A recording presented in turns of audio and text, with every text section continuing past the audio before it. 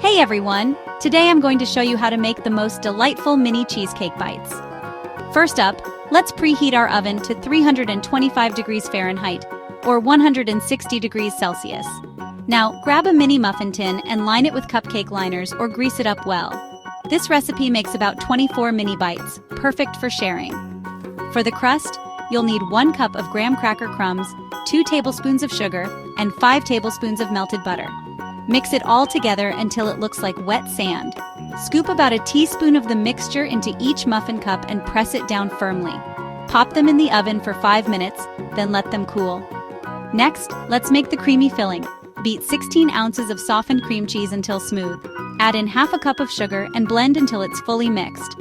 Now beat in 2 large eggs, one at a time, followed by a teaspoon of vanilla extract and a tablespoon of lemon juice for that extra tang. Mix until the filling is smooth and lump-free. Spoon the cheesecake filling over the crusts, filling each cup almost to the top.